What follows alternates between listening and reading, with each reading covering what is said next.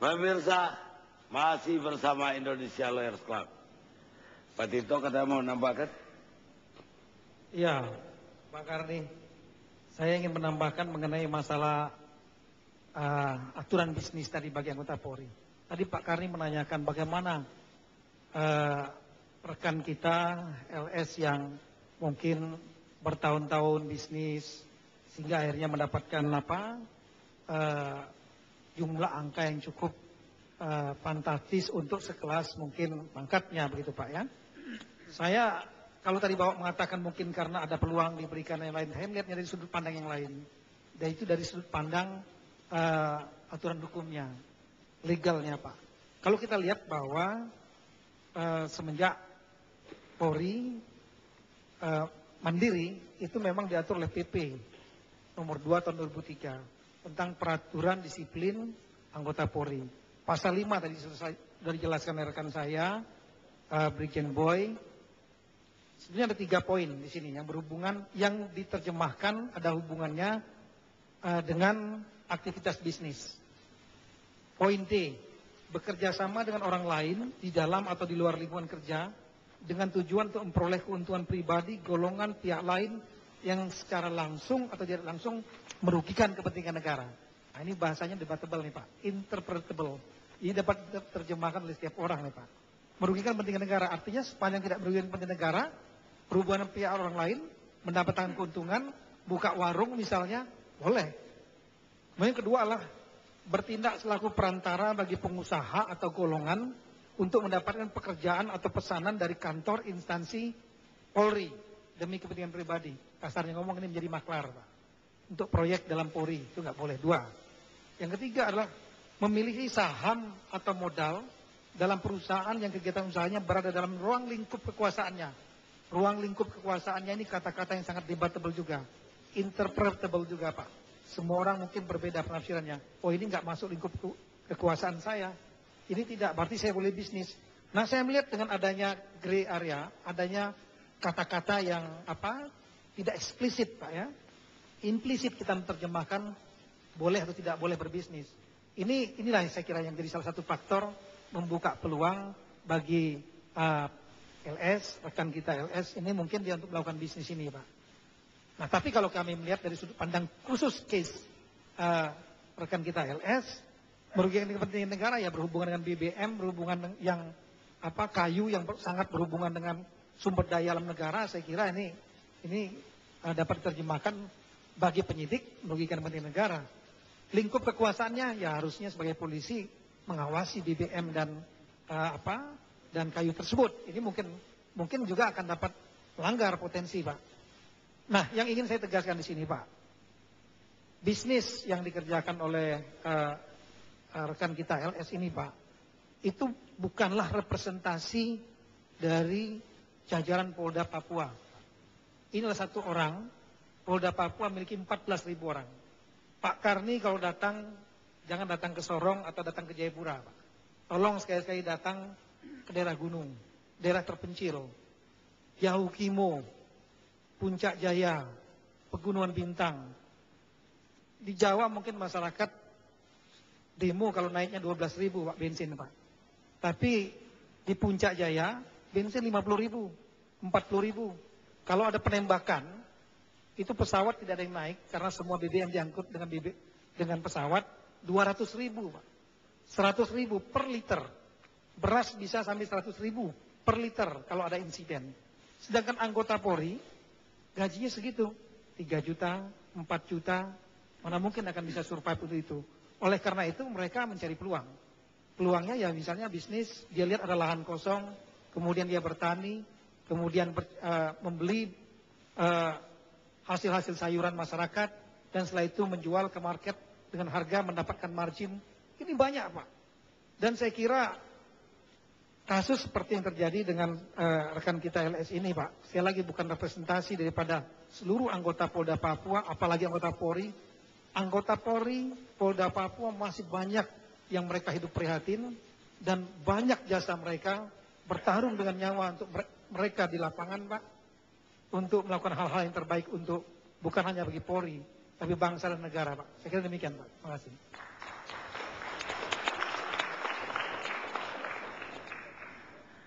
ada seorang psikolog yang membantu tentara Amerika setelah perang Nazi. Dia mengakui apa yang Pak Tito bilang, bahwa keterlibatan seorang polisi jadi bad guy, bukan berarti seluruh polisi bad guy. Dan tidak satu institusi pun di dunia ini yang seluruh orangnya bad guy. Sekarang saya ke yang namanya Karel Messiger. Tadi udah dilihat bahwa ini bolanya dari PPATK. Beliau dulu lah. Beliau yang komennya keras sekali.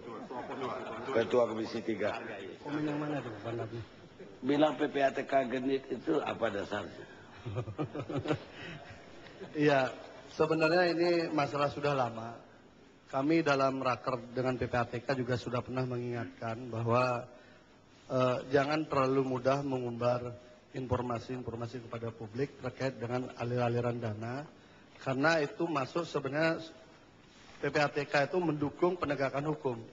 Tapi kalau dia masuk ke ranah publik lebih awal, informasinya seakan-akan menjadi penegakan hukum itu hingar-bingar. Seperti tadilah mungkin dijelaskan. Mungkin publik mengira uang 900 miliar, 1,5 triliun, itu bayangan publik dari informasi yang sekarang berkembang. Kenyataannya kan selama 5 tahun proses transaksi itu dijumlahkan jumlahnya sekian.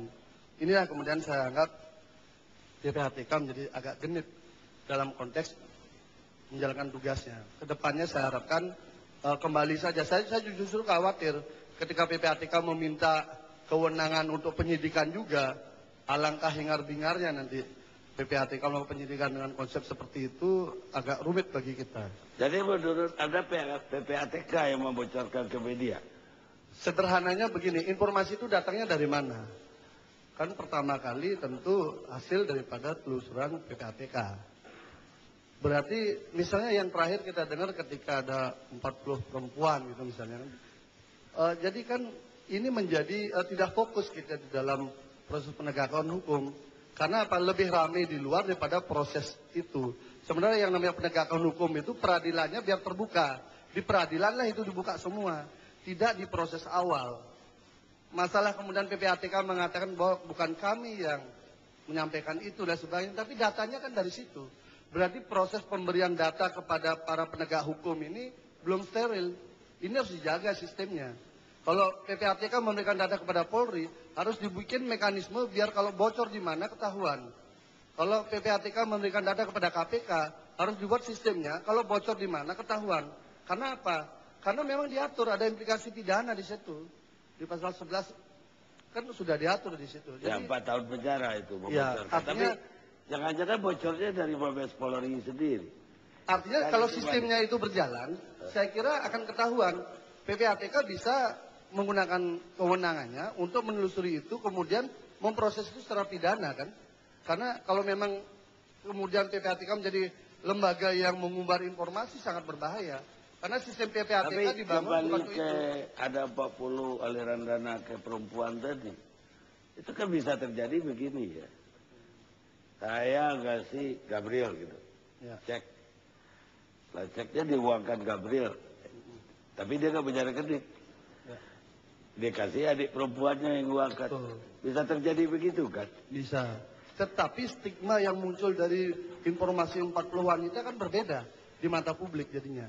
Ada semacam peradilan lebih awal yang sering saat ini dijuk pra peradilan itu tidak hanya yang kita kenal selama ini karena akan dihapus, maka pra peradilan yang ada ya pra peradilan kepada publik ini. Jadi informasi-informasi yang tidak valid secara hukum itu menjadi konsumsi seakan itu kasus hukum di mata masyarakat. Ini tidak mendidik. Karena itulah kami mengingatkan agar kembalilah kepada posisinya sebagai supporting data untuk penegakan hukum. Sehingga dia harus tertutup. Informasinya tertutup, dipakai oleh penegak hukum. Kemudian penegak hukum lebih mudah lagi. Saya yakin Pak Tito pasti lebih mudah dengan informasi PPATK itu kan. Nah, jadi dipakailah untuk itu. Tidak dipakai untuk konsumsi publik dulu. Nanti setelah polisi bekerja, dibawa ke pengadilan, barulah di situ dibuka menjadi fakta hukum gitu loh. Itu saya kira kalau urusan PPATK lah. Terhadap kasus sendiri? Nah, terhadap kasus ini saya kira begini. Saya merasa senang kalau ada polisi itu sejahtera. Kenapa? Ya karena memang sangat sulit jadi polisi itu bisa sejahtera. Sangat sulit karena bapak saya polisi dan berhenti menjadi polisi memilih usaha. Karena memang orang tua sudah mengatakan jangan jadi polisi. Kakak saya ingin jadi polisi, jangan jadi polisi. Kenapa? Kamu akan melarat. Berusaha saja. Karena itulah ketika bapak jadi polisi, kemudian di pertengahan jalan membantu ibu usaha, akhirnya memilih pensiun dini, kemudian usaha. Nah, sehingga ketika kita melihat ada polisi bisa sejahtera, kita bahagia. Hanya jangan sampai menyalahgunakan wewenang. Kan gitu. Nah, dalam kasus seperti sekarang ini, kalau kemudian kepolisian menemukan bahwa ada oknum polisi kemudian melakukan penyimpangan, maka saya melihat ini ada pintu masuk. Ada 3 pintu masuk yang bagus. Pertama, karena rekening ini tidak wajar dalam setingkat pangkat Aibtu, maka ini pintu masuk bagi reformasi polisi untuk mengecek rekening-rekening yang pangkatnya lebih tinggi lagi. Kan ini kesempatan dan saya percaya polisi mampu itu. Karena ketika mungkin 6-7 bulan yang lalu ya, kami kunjungan kerja ke Papua, waktu itu tadi itu mungkin baru sebulan di sana. Kami sempat pertemuan rapat, beliau meminta begini, saya masih ingat mungkin. Pak, berikan kami waktu setelah selesai pilkada ini, kami akan fokus dalam pemberantasan tindak pidana korupsi. Kaget saya, ketika di mana kasus simulator, kasus apa itu polisi dihantam, Pak Tito bilang begitu. Lalu apa yang bisa kami dukung? Tinggal dibantu anggaran untuk penanganan kasus korupsinya ditingkatkan. Karena jarak Papua begitu jauh. Hanya ketika kami rapat di anggaran di Komisi 3, muncullah kemudian ide dari teman-teman, sebagian anggaran untuk pembangunan gedung DPD dipakai untuk mensupport kepolisian dan jaksa untuk anggarannya sama dengan KPK. Karena kami melihat ada semangat dari dalam polisi itu untuk membersihkan itu. Sehingga kalau sekarang mulai ada muncul kasus-kasus korupsi besar di Papua, ya saya harapkan ini bagian pada komitmen polisi, dimulai dari timur. Karena kalau itu berhasil, saya kira luar biasa. Jadi pangkat Aibtu begitu. Kita naik lagi pangkat yang lebih tinggi kompol, naik lagi yang pangkat kombes, kemudian menyentuh yang jenderal. Bahkan mungkin yang purnawirawan jenderal jangan dilupakan. Karena kami mendapat temuan juga, banyak mantan-mantan kepala Kapolda, Kapolres dan sebagainya di sebuah tempat-tempat basah, itu memiliki aktivitas di luar kepolisian itu yang tidak wajar. Dan kemudian ketika dia pensiun, punya perusahaan-perusahaan besar di situ. Nah, ini kan saya kira bisa ditelusuri juga. Ya tadi udah dijelasin, udah ditelusuri itu rekening jenderal-jenderal yang dulu dibilang gendut. Tidak ada crime-nya. Ya, karena kan dimulai dari cara berpikir informasi PPATK melempar saja bahwa ini ada rekening gendut jenderal sekian gitu loh. Sehingga itu menjadi konsumsi publik. Sebenarnya logikanya kan bukan begitu. Coba diambil fakta hukumnya dulu. Di sini ada biasanya daerahnya tambang, hutan. Itu yang saya lihat di mana daerah-daerah yang polisinya di bawahnya itu ada tambang dan hutan. Itu rata-rata perlu diselidiki oleh internal polisi dalam rangka membersihkan dirinya. Karena kami menemukan juga beberapa fakta seperti itu. Itu yang pertama, untuk di internal polisi kesempatan untuk mereformasi. Dan saya sangat senang kalau ini bisa dilakukan dari Papua, kemudian ke arah barat. Jangan sampai di Papua saja berhenti, di tingkat Aibtu saja berhenti. Kalau bisa yang lebih tinggi. Yang kedua, dari kasus ini sebenarnya ini pintu masuk juga untuk menyentuh yang namanya Pertamina. Pertamina ini sangat luar biasa, sulit sekali disentuh. Padahal terus terang saja, permasalahan subsidi BBM, kenapa dia menjadi begitu besar dampaknya bagi perekonomian kita? Karena ada margin yang begitu tinggi. Dan itu kan permainannya ada di oknum-oknum yang punya kuasa di bidang BBM itu, yaitu Pertamina. Jadi saya kira ini pintu masuk juga kalau bisa dari kasus Aibtu ini, LS, dikejar saja Pertaminanya. Tidak mungkin sekian liter, juta liter itu dengan sekian tahun, orang Pertamina tidak tahu. Kayaknya tidak mungkin. Nah itu satu.